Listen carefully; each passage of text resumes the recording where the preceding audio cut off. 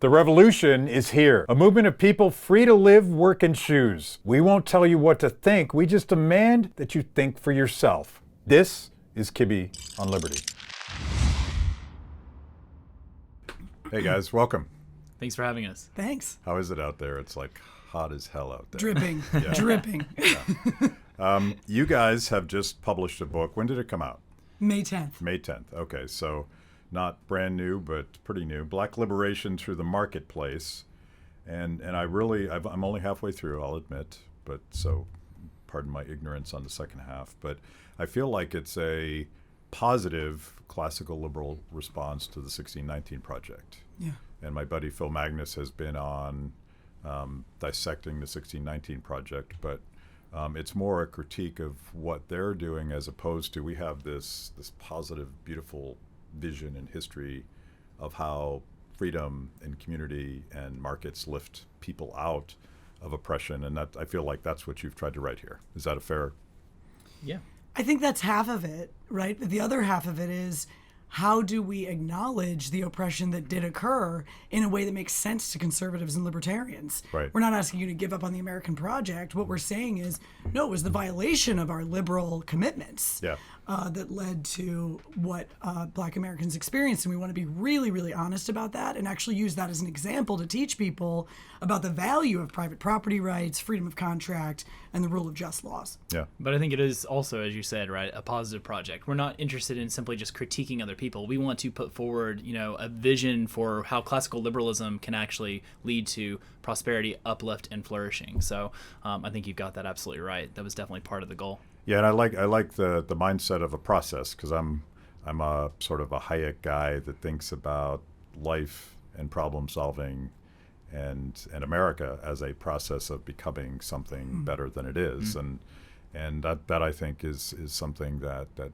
conservatives particularly struggle with. They think that there was like this ideal thing and we got it right and then we lost it, and it's like, no, we're always figuring stuff out. Yeah, things have gotten a lot better for some Americans, right? Yeah. Things have improved immensely for them. Yeah. And so you can take 2 steps forward and 1 step back sometimes. Yeah.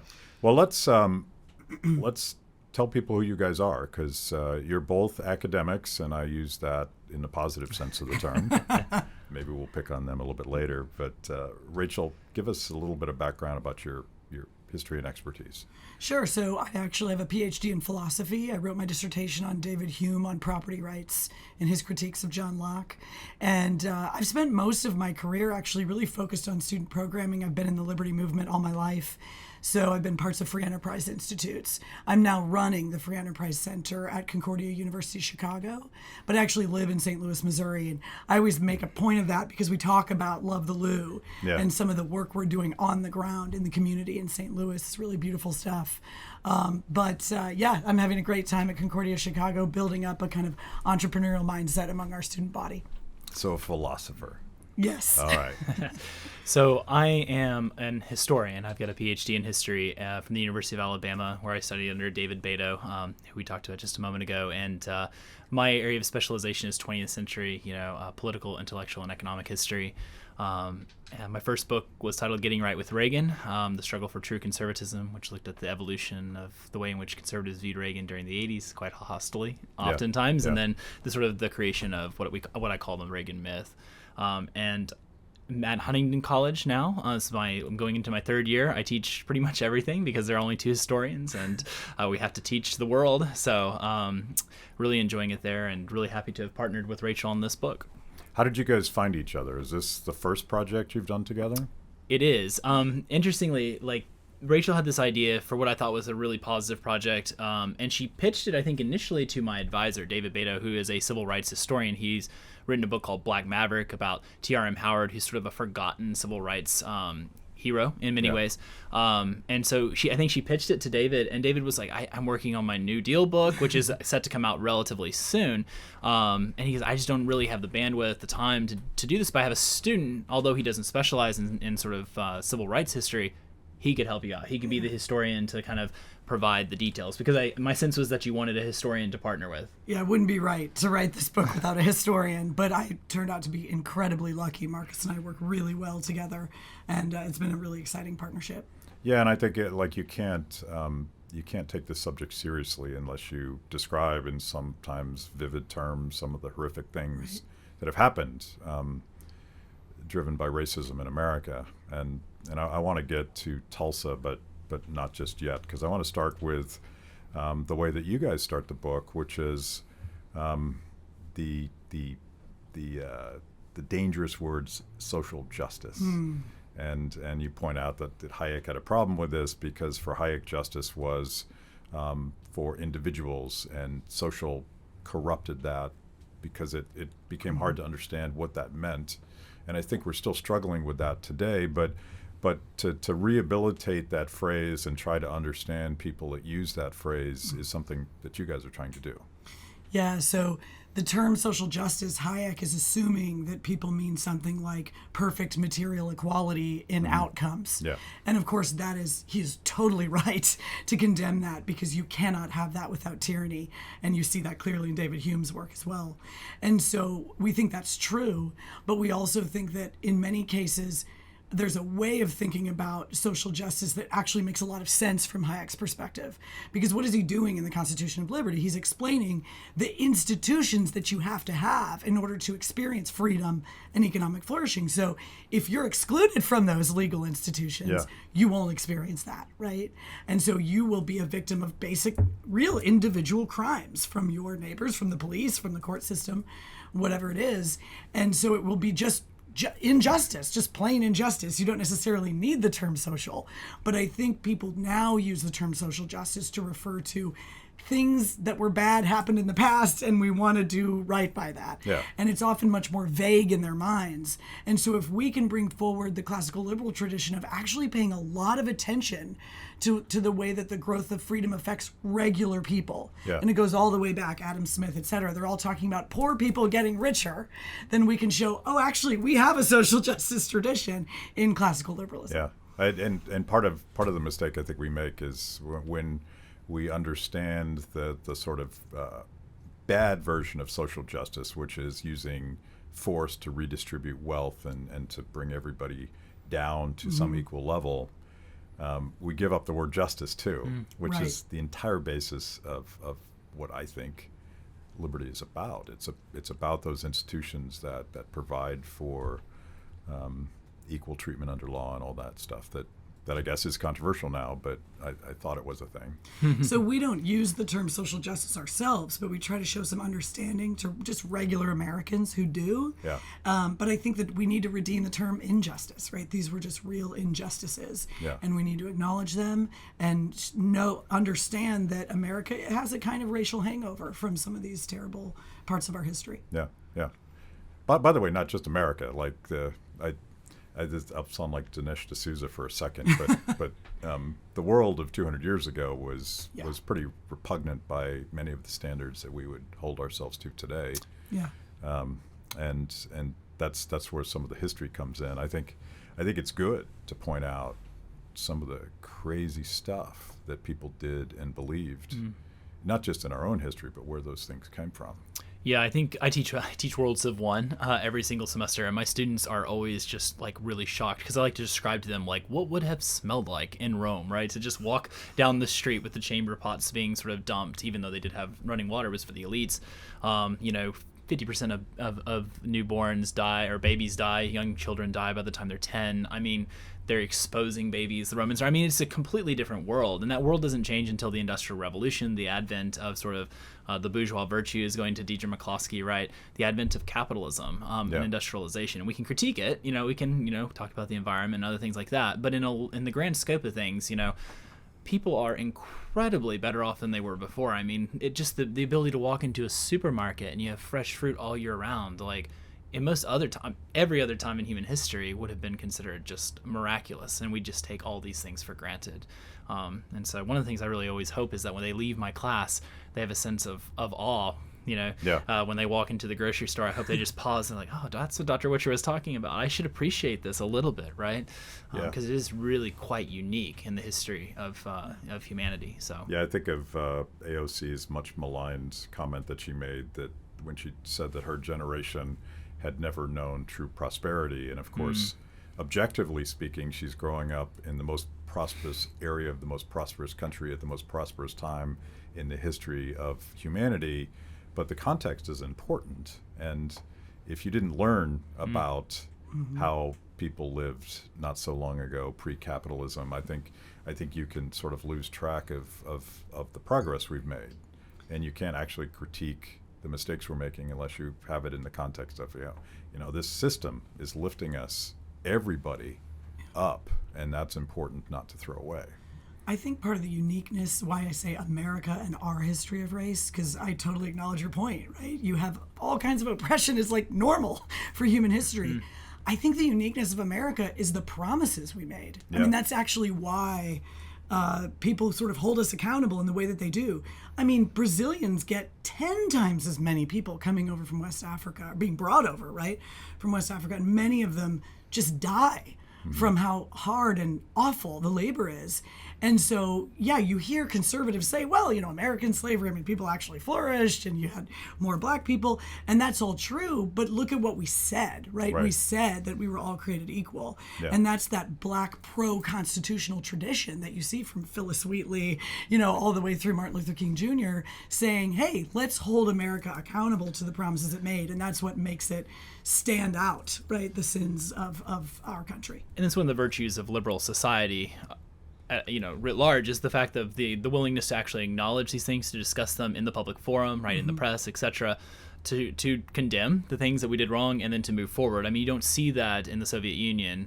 You don't see that happening, this sort of public condemnation, right? You publicly condemn it, you're in trouble, right? And so I think that's something to sort of emphasize as well. Like, we're unique in the sense that we have these ideals. We're also unique in the sense that, the West, the liberal West, is unique in the sense that there's a constant sort of self-criticism and trying to live up to those ideals, even if we oftentimes fell short in the past. Yeah, the much maligned now Thomas Jefferson was well aware of the contradiction. Oh yes. From the Declaration, and that was the value proposition of Dr. King when he spoke in front of the Lincoln Memorial. There's a promissory note, right, and this goes back to this process. Without forgiving the stupid and evil things that happened in America, you can say that we're in a process of trying to achieve that truly radical goal of equality, which was different than almost anything else anywhere else in the world.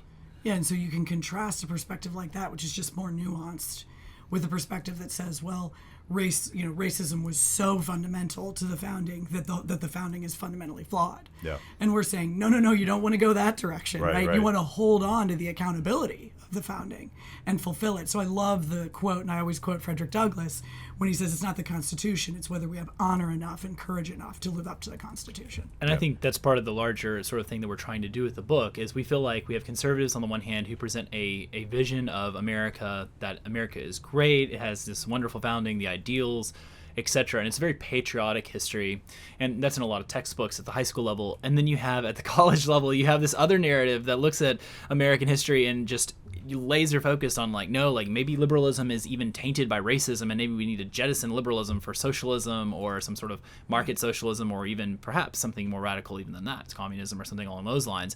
And what we're trying to offer here is, I don't know if we want to call it a third way, but an alternative to those two narratives, to say we can address past injustice without jettisoning our liberal values. And we have to, because the liberal values are what have led to flourishing, equality before the law, etc. And if we throw those out, we're going to go in a very bad direction. And so we're hopeful that we can offer conservatives and libertarians, and perhaps even progressives, right, a narrative that acknowledges past injustice, but enables us to address that past injustice, heal, and move forward as a political entity, as a nation, as a community, right? Whereas right now, I think with this, debates over statues and other things like that, we're seeing the sort of disintegration, if you will, of the polis. We're seeing the disintegration of the community within this, within our sort of geographic space, and that could be really, really harmful. Just as a historian, before I knew what critical race theory was, I did the masochistic thing of accepting a debate with Don Lemon from CNN and the head of the NAACP, and this is back when I was a Tea Party guy,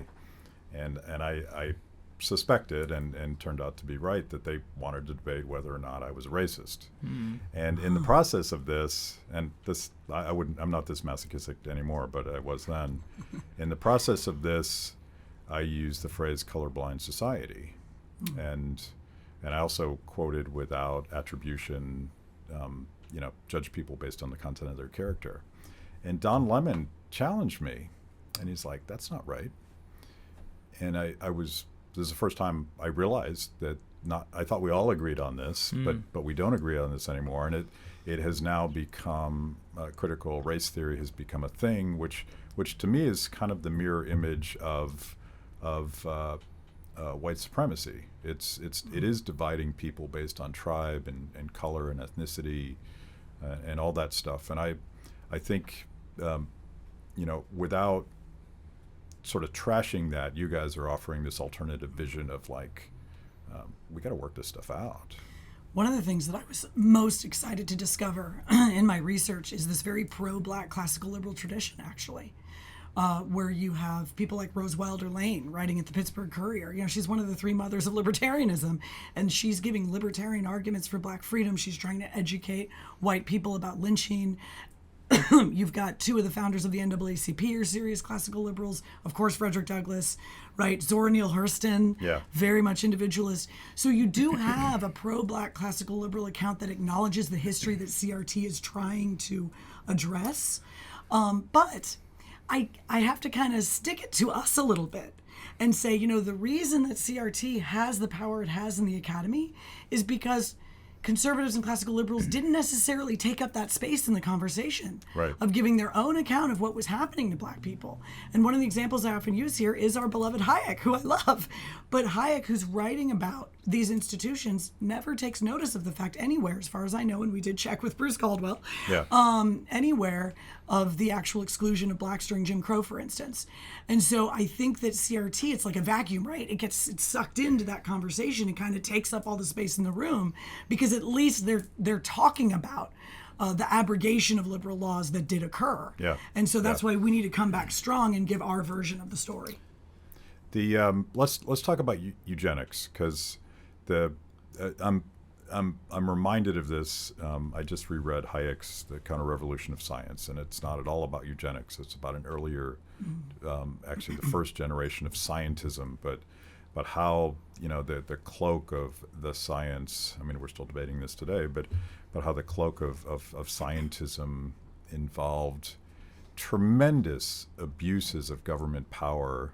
And the arrogance and elitism and racism of the eugenics movement was really just this belief that you could use power to make everything perfect, until we discovered through Hitler that was just wickedly evil. Yeah, I think it's really surprising for students. I think it's really, really surprising for most people. It's hard to get across to them just how racist America was the most racist period in American history, I think, is from around 1880, 1890 to about, maybe to about World War II, but at least through the 1920s, because so many of the experts, and Rachel, you can talk to this with specific details here in just a second, but actually believed, in scientific racism, pseudo-scientific techniques to determine which people are superior to other people. And it's in this environment, I know we're not talking necessarily yet about Booker T. Washington, but it's in this environment that Booker T. Washington gets handed the mantle of leader of the race. And he gets condemned by everyone because he's in this horrific situation in which, one of the reasons he writes his autobiographies, the several books that he writes, is to try and demonstrate that Black people are capable of doing these things and being entrepreneurial and succeeding, and they're not, contrary to these claims that they're racially inferior, they're not actually racially inferior. I mean, he uses his life as sort of, the example of that, and he tries to do that at Tuskegee as well. But I think many Americans really struggle with the fact that there's a really good book by Daniel Rogers called Atlantic Crossings, which talks about the interconnectedness of European thought and American thought at this time. And one of the ways in which that's happening is, of course, on eugenics as well. And so, yeah, you can speak to it in more detail. But just the sheer popularity in the academic community of eugenics, we just forget about it. Was it a top-down thing, or was it a bottom-up thing? Was this a natural result of emancipation and people being anxious about Black people having equal rights? So I think I think from a historical perspective, I think it begins actually before. I mean, it just you can see tracks that it exists, scientific racism that exists all the way back into like the 1830s and whatnot. But I think what it does is it confirms, right, many of the racial biases that exist within most Americans at the time. And so I think I would argue it's more of a top-down process that then when people learn about it, they're like, oh yeah, absolutely. You can feel better about your... Yeah, you can be like, well, the experts agree with me. Like I'm, Yeah. that I'm superior to these people. And that's sad, but I think that's the truth. I think that racism already existed, and then the sort of scientific racism, which was very present among the elites, which we know sort of provides an intellectual justification for what most white people already thought. And of course, one of the most surprising things for people to learn is that eugenics was the basis of the minimum wage concept. Yeah. And it's totally explicit. It's not like a conspiracy theory that Marcus and I came up with. You just open these 1905, 1908 economics textbooks, ones that are used all over the country, and they're saying, well, literally, and I'm sorry to have to repeat this, but they say things like, well, we can't chloroform them all right now, so let's just raise the minimum wage high enough to disemploy them. Yeah. I mean, it's disgusting. Yeah. It really is, and it's anti-black and it's anti-immigrant and anti-women. Yeah. And many people during this time period when Booker T. Washington is really struggling, they believe that black people will cease to exist because they're inferior, and there's sort of this pseudo-Darwinian argument that like they're going to cease to exist because they're so inferior. It's extraordinarily dark if you read that in these chapters. It is really scary and dark, and I think that post Hitler, like you said, I think that's when Americans sort of like wake up. We fought this racial regime abroad, right? And African Americans force white Americans to a certain extent to acknowledge this with the Double V campaign, right? Victory over racism abroad and victory over racism at home. And so I think that hypocrisy really forced us to sort of take a look in the mirror. And of course, it took another 20 years or so. Yeah. But still, I think that was really important. I knew that John Maynard Keynes was a eugenicist, but you guys lay out very explicitly his conversations with Margaret Sanger and other things. And again, I'm going back to Hayek's critique of scientism, because of course Keynes was a eugenicist because he had that arrogance to think that he could manipulate and reorganize the economy from the top down, and why not do that to society as well? And I think this has to be the basis of our critique of government endorsed or even government created racial disparities that you go on to outline throughout the book. Yeah, there's such a stereotype in people's minds of associating racism with conservatism. And you see that the most egregious harms to black Americans were actually brought about through progressive policy, major federal projects that were, the largest spending outside of war, like the highway system, is what really destroys black communities. Not just, your neighbor doesn't like you because of the color of your skin. Yeah. That hurts, but that's not going to take away your home.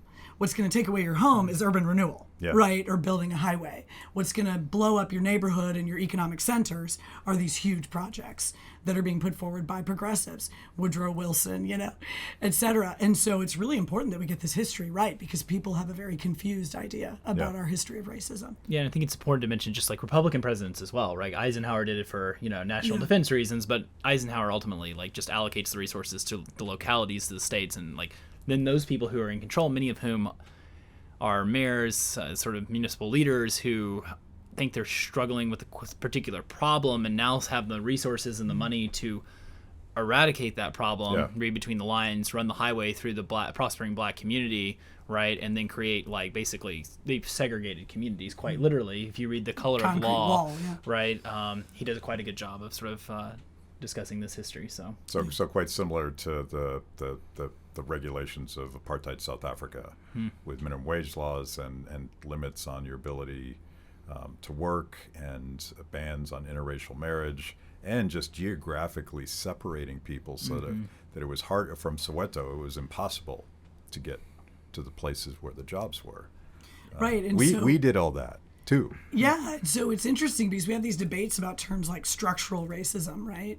But if you look at this, I mean, it kind of makes sense from a libertarian perspective, because what you're seeing is that it's not just you and me not liking each other, right? It's actually cascades of laws from the federal to the state to the municipal level that are being forced on people so that they are not allowed to live next to each other. They're not allowed to go to the same shops. Yeah. It's not just the shop owner, right? It's the town or the state forcing that outcome. And you actually have these amazing cases of private businesses trying really hard and suing to get out of these requirements because, of course, they're very expensive and they alienate their black customers, right? And so they're trying to sue in order to say, you can't force these costs on us that of segregation. And so you do see a little bit of that market pushback against all of this, but you see how much the racist structure was imposed through law. Right. And that's to channel my old professor, Walter Williams, in The State Against Blacks. His whole point is it's the collusion of racist sentiments with the power of the state that ultimately creates these, and yes, you can call it structural racism, but it happens through government. Yes. Right. Structural racism is not sustainable unless you have a monopoly on force that makes it hard to break up. Yeah, and I think one of the most egregious examples is, of course, the FHA loans they would not grant loans to Black Americans by and large because they wanted quote unquote homogenous neighborhoods, right? And so as a result, you have places like that you wouldn't even think. And then once again, this is Rothstein's book. Going in Oakland, right? We see segregation emerge in a place that you would think, okay, the South is where segregation. No, like many of our cities were segregated because of the disparate, sort of the disparate ability of Black Americans to get access to bank loans in order to buy houses because they wouldn't insure, the FHA wouldn't insure the loans. And so I think, of course, then Rothstein's like, well, the answer is massive government intervention at the end of his book. And we're like, no, stop. Like government created the problem, right? We need to acknowledge this as libertarians and as classical liberals. And I think that it's really, really important for our progressive friends to recognize that as well, because we just recently had debates about, we're having a debate about what gun laws need to be enacted. And one of the things I always caution my progressive friends about is like, you understand that oftentimes when you pass legislation and regulations like this, it's ultimately going to disparately be enforced, right, upon Black Americans. And so we have to be really, really cautious about new legislation, new programs, etc. that we implement because it can have a disparate effect for whatever reason. I was picking on AOC earlier, but you may have noticed a couple days ago she actually said exactly that. This sounds good, but the implementation of this is going to target people of color because that's just how it is. Yeah, and I think one of the most interesting things in the book is, you absolutely have these projects that have racist intent, but then you kind of shift, right, over time in the 20th century to projects that have good intent, but they still have terrible outcomes, right? Like these gun control laws. Many of the people who are interested in these are not trying to send more Black men to prison, but that is what will happen. And you see the same thing with the Great Society, the welfare state. You see the same thing with the way that the unions control. But even like gun control's origins are racial. very racist. Yeah, they're racial. Yeah, we have a whole section on gun control in the book. Yeah. Actually, all of the original gun control laws are anti-Black specifically. White men were actually encouraged to have guns, right? Particularly during the Revolution, they were required to have guns. Yeah. But you see a series of gun control laws throughout our history, and they are always anti-Black, including the ones in the 20th century. So the Black Panther Party for Self-Defense, right, is patrolling their neighborhoods because they don't trust the police with guns. People freak out about it. They march into the Capitol with their guns. They don't do anything. They're just holding them. But that freaks people out badly enough that we start passing gun control laws. Yeah. And the NRA loves that law. They're for that at that time. And so we really nail the NRA in the book too, because if you look at things like the Philando Castile case, here you have a licensed gun owner who did everything he was supposed to do. You should have spoken up for him. Or Breonna Taylor's boyfriend. You should have spoken up. These were licensed gun owners. Where are you? Crickets. Yeah. But I do think I think it's because we don't know history, but I would very much attribute popular support for a lot of these laws today as well-meaning but misguided. But it would be nice to remind them that almost everything that we're talking about when we talk about structural racism started with racists using the power of government, and even I'm not sure you say this in the book, and correct me if I'm wrong, but even the war on drugs. Yeah. As I recall, Richard Nixon very much said this is to hurt black people. So there's a mixed story there. We do have some comments saying like we needed to undermine the black community, so we were going to nail them on heroin and things like that. But you also have a book like Locking Up Our Own by James Forman, where he's talking about Washington, D.C. and the huge amount of heroin use in the late 60s. And he's saying, actually, we were all black. It was all black leaders. And they're looking at the situation. There's kind of a medical model and there's a punitive model. And it was actually the black nationalists who felt like they wanted to be punitive on these dealers because they didn't want the undignifying picture of methadone addicts, shuffling around. And so that's a really good example of how you can have something arise that is not the intention of white supremacy, right, in its origin, but it has that exact outcome. Yeah. And so we just made a mistake. We should have gone with the medical model, and we didn't in that moment. And you can feel some compassion for those black leaders because the heroin addiction was really, really bad, right? And so they panicked, but it sent us on a very bad road. So there was some racism and some not, but it all led to a system that needs to be totally dismantled. Yeah. Some racism, some not, but all sort of the hubris of saying, I'm going to use power to fix this problem. Exactly. Yeah. It's that addiction to central planning that you see in the progressive mindset. Yeah. Let's go back and for those who don't know the story, let's remind people what happened in Tuskegee. Yeah, so Booker T. Washington was asked basically to come down and to be the new president of this university that needed someone to sort of provided guidance and a vision, and he ultimately accepts the job, and he gets down there, and it's literally like one building, and they don't have a lot of means. The community, mainly white people in Alabama, are very hostile, and what Booker T. Washington does is he brings an entrepreneurial spirit and a can-do spirit to Tuskegee, and what they do is they literally build the university themselves, right? Black students, along with Booker T. Washington, the faculty, the administration, literally build Tuskegee from the ground up. And they even this famous story about they even figure out how to make their own bricks because there's no brick producers in the area. And so Booker T. Washington's like, well, what if we did it ourselves? And they go through multiple, it costs a lot of money, multiple sort of iterations to try and come up with a brick that would work. And ultimately they're successful in doing so. And then they start selling the bricks to their white neighbors and people who needed this as well. And so they provide a positive benefit for the community. And Washington, of course, thought that a place like Tuskegee, which did focus on vocational training, because Washington believed that the way in which, at least I think based on Norell's book, Robert Norell's biography of him, the way in which you're going to achieve political liberty in America is by achieving respectability through vocation. Once Black Americans had sort of put their buckets down, had become teachers, had become respectable, had become, prosperous, had created civil society, then white Americans would recognize that the scientific racism that they were being told about wasn't true, that there was mutually beneficial exchange that was possible with Black Americans and that it would uplift everyone. And so that was his hope. The reality is that many white Americans and many white Alabamians had a zero-sum mentality about progress and about prosperity, and many still do today, right? And so Tuskegee was constantly under attack, and Booker T. Washington inherits from Douglas the mantle of leader of the race, but he's so constrained in what he can say because he lives in the heart of Dixie.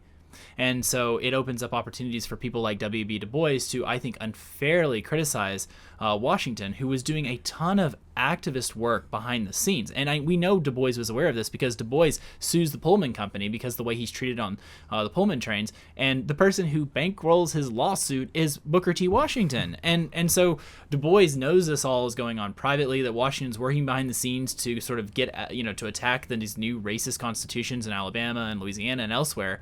So he knows that's happening, but yet in public, he breaks from Washington and condemns him for sort of focusing on economic uplift instead of on political uplift, when in the reality, Booker T. Washington was doing both. He just had to do the political part very, very quietly. And Tuskegee is a great example of sort of black uplift and success to this day. And one of the reasons we tell this story is because we want to show sort of the long story of civil rights, because you don't get the civil rights movement if you don't have the middle and upper class black community that Washington built through the National Negro Business League.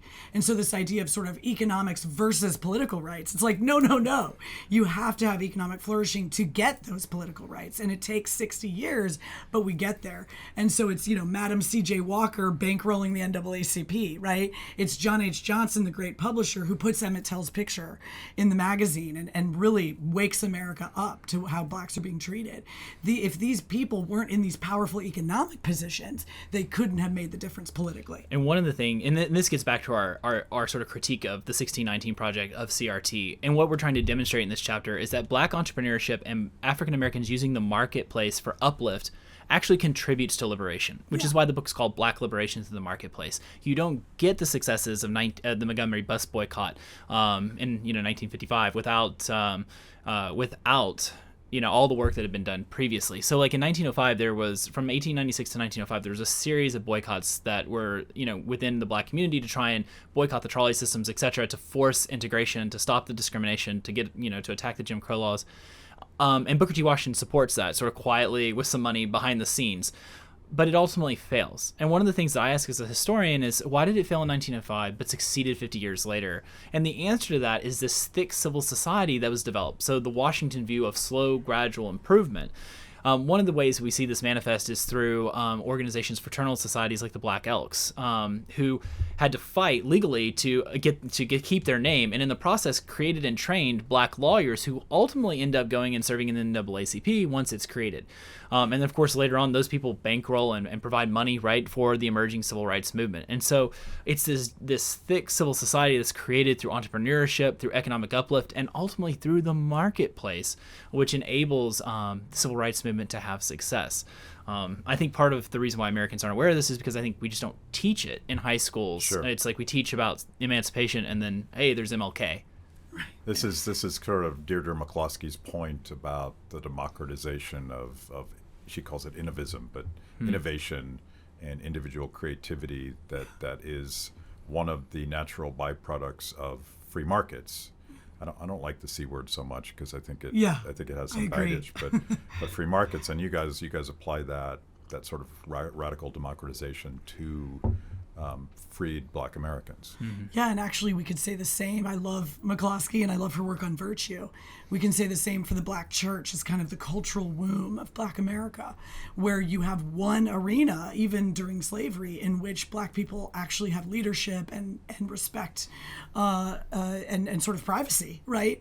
And out of this comes the great leap forward in literacy that we see in black America, the incredible value for education, and then many of these mutual aid societies and all, just kind of the networking. James Baldwin talks about this. He says the church has to carry like kind of all of the networks of the black community because it was the one place where they really had to themselves. And so you see the power of that in the civil rights movement with Christian nonviolence, right? And it's just such an ethically sophisticated movement because the black church is 200 years old at that point, right? Yeah. And there's a vision of liberation that's coming from, the story of Exodus. Yeah. So there's a lot of power behind that movement. And so that's a thick civil society institution. Yeah, MLK could not have happened without that support structure. Right. And by the way, it's private. This gets, I hate to quote Hayek so much, but these robust private institutions solve problems, and they weren't planned. People just come together and do these things, and that to me is like, I am sort of hardcore skeptical of government power, even for things you want government to do well, because politics screws up everything. Right. And even this might be a great jumping off point for the criminal justice system, because of course, like one of the proper roles of government is to defend life and property, but politics screws up everything. Right. So you guys both agree that there are racial disparities in the criminal justice system, the enforcement of it. Why does that happen? So there's actually a section in the back of the book where I show that we can attribute a lot of that to class differences. For instance, inner city poverty is concentrated poverty. white rural poverty, right, is dispersed. So you're going to have a different relationship with the police in that situation, whether you're black or white, But I also show, and I go piece by piece, to show that even if you adjust for everything else, you still see disparities between the way that whites and blacks are treated in the criminal justice system. So there's some classism, and there's still some racism too, for sure. So I think we can see that clearly. I think that we also need to acknowledge, though, that a lot that's wrong with the criminal justice system is kind of boring bureaucratic stuff. It's like the prosecutor has too much power. The prosecutor's office is a black box. We don't know how they're deciding who to charge and how much to charge. Public defenders aren't well funded. And so what we try to do is bring a little bit of a market idea to those circumstances. And we draw here on Injustice for All by Jason Brennan and Chris Supernaut, who are saying, let's think about incentives, people. If you have a pool of money that's funding both the defenders and the prosecutors, and you have to switch back and forth between the two as one of those lawyers in that pool, and even if you're rewarded in pay by how much you win, at least you're fighting equally for both sides. But what do we have right now? We have the prosecutor with the power of his entire office and the police behind his investigation. And then the criminal defender public defender has 5 minutes to look at your case. Yeah. So it's absolutely biased against people who don't have money, who don't have resources, who don't have time. And so they get stuck and trapped in a system that is just not serving us. It's not making us safer, right? It's just costing us money, and it's costing us injustice. And it's destroying families, right? That's and right. communities. So if you're conservative, you should be extraordinarily concerned about this as well, right? Because it disproportionately locks up young black men. It's removing fathers from the community. What's the number? We put a bunch of kids in jail, and it's disproportionately black men. Yeah, so at the moment we have, well, at least the numbers that I have in the book, we have, 2.2 million in the prison system. I'm trying to drag this out of my memory. 700,000 are in jail. So they're rotating in jail, which means that those aren't just 700,000 people. They're 700,000 people at a time. Yeah. So they're rotating in and out. And then our numbers are disproportionate. They're less than half of the jailed population is black, but the population of the United States is 13%. So it's far, far too high. Now, some of that is higher criminality in inner cities, so we're not denying that. We're not acting like it's supposed to be perfectly equal if you have black communities where there's high crime. That's the case. But like I said, if you're out in the woods cooking meth, the police may never find you, right? And so there's a disparate nature there to how things go. So our solution is really focusing on over-criminalization first, right? How much can we just get out of the criminal justice system? We have just too many laws, right? And then we go on to talk about the prosecutor's office and things like that, right? Just practical ways that we can get these numbers down, because we imprison more people than any other country in the world whose records are available. And I think criminal justice reform and ending the war on drugs would be tremendously beneficial not only to those communities that we've been talking about, but also to police. One of my best friends is a former police officer. He's a professor of criminal justice at Huntington College, and we talk all the time about the terrible situations that police are oftentimes put in because they're having to enforce drug laws. And it's extremely dangerous, and it's got to be extremely psychologically difficult. And I think one of the things that progressives and maybe libertarians to a certain extent could do a little better is empathize with police officers who are put in these positions where they have to enforce laws that they never should be enforcing. And so I think if we could pitch decriminalization, ending the drug war in a way that's not focused as anti-police, but also focused on sort of like there are benefits here, right? Yeah. To police officers as well. This is, it maybe would depoliticize it a little bit. Yeah. I just met the VP of Law Enforcement Against Prohibition, the LEAP organization, and he was telling me about the numbers in Oregon. Yeah. Oh my gosh, he said pulling people over is down by 80%. Yeah. Because what was your excuse for searching the car? You could pull them over for broken taillight, but if you want to search the car, you have to say, "Oh, I smell marijuana," or "I see some white powder on the dash," right? Well, now you can't say that because drugs are decriminalized, and so they just don't bother to pull them over at all. Well, guess how fewer people will get into scuffles with the police if they're not getting pulled over in the first my place. friend Jeff Singer, who is for decriminalizing, I think, all drugs, but he's like, the paradigm isn't just prosecute to the full extent of law or do whatever the hell you want. The paradigm is criminalization versus harm reduction. Yes. And if you have a drug problem and you want to get help, but you're going to end up in jail and lose your kids, you're not going to do it. you're probably going to spiral downwards. So that to me is something where hopefully conservatives, libertarians, and progressives could look at it with less of a sort of a reaction to, oh, we shouldn't do that, and more of a, well, what's actually happening? Yeah, so we draw on that book, Prison Break, how conservatives turned against mass incarceration in the book. And it's really interesting because you've got these like evangelical Christians in prison fellowship, right? Right. And they're meeting guys in jail and they're going, this guy's not really a danger, he's just kind of a knucklehead. Or he's a bad guy, but we're making him worse, right? And so they're kind of waking up to the uselessness of our prison system. Yeah. Then they meet the people at Pew Research and they look at the numbers and they're like, oh my God, look at how much this is costing us, and we're making things worse in terms of recidivism. And so they go on to actually, in these deep red states like Texas and Georgia and Kansas and Oklahoma, do some of the most aggressive criminal justice reform. It's really fascinating what happened. Yeah. And so I think it is an area where we can kind of bust up those political tribes and really get something done. A quick shout out, and I want to wrap up, but point out a project that we've done. We produced a documentary called How to Love Your Enemy, a restorative justice story. And it's about a community in Longmont, Colorado that has gone even further. Restorative justice basically takes it out of the criminal justice system altogether. Real restorative justice, Right. not the slogan, because there are certainly DAs that just say it and let bad people out, and that's not what we're talking about. We're talking about accountability and making victims whole. And I think it's a classic example of bottom-up, institution-based problem solving, particularly for young people that make a dumb mistake. Because there's two paths at that point. You can get yourself right, or you can go into the system and become a hardened criminal. And recidivism, we know what those numbers are. So I'll send that to you guys because you just check that out. But let's wrap up by we've talked about how innovation and markets have been the way that Black Americans have either worked around or solved some of these structural government barriers to freedom and integration. What's the takeaway you want for people? And I'll start with you, Rachel. Well, I always plug one of the solutions I discuss in the book, which is called neighborhood stabilization. And that's because, 80% of Black America is above the poverty line. They're majority middle class. Black America has been, in many ways, liberated through the marketplace. But we do have this 20%, right, that's still stuck. We do have this very stubborn poverty in the inner cities.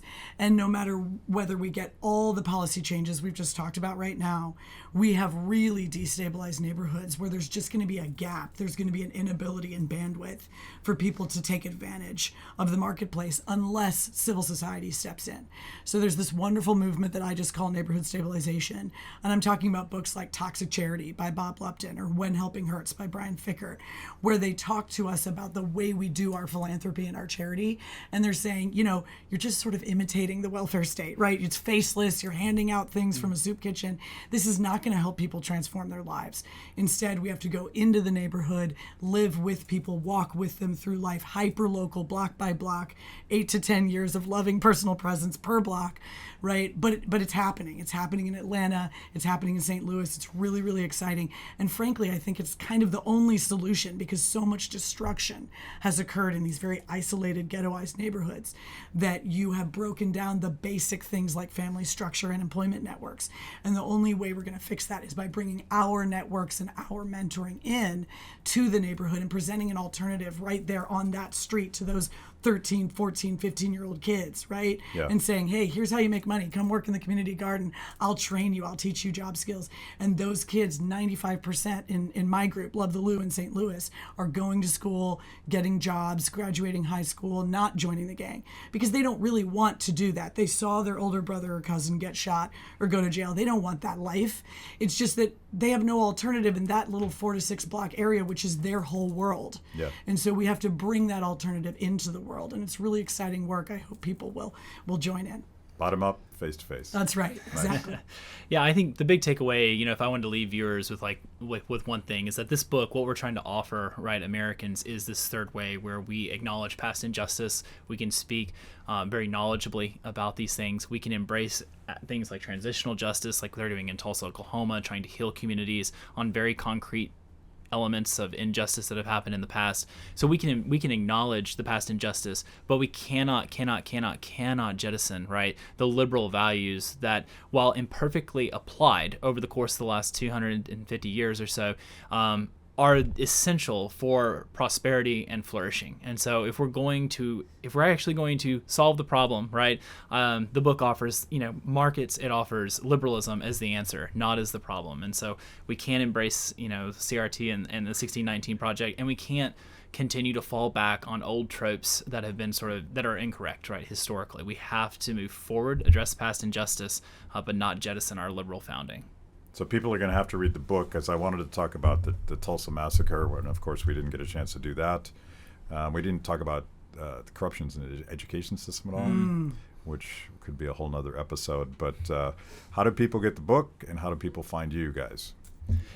Amazon.com, $18. We actually wanted it to be both very readable for just regular people, but also very affordable. So we asked them to take it straight to paperback. So it's just $18 on Amazon.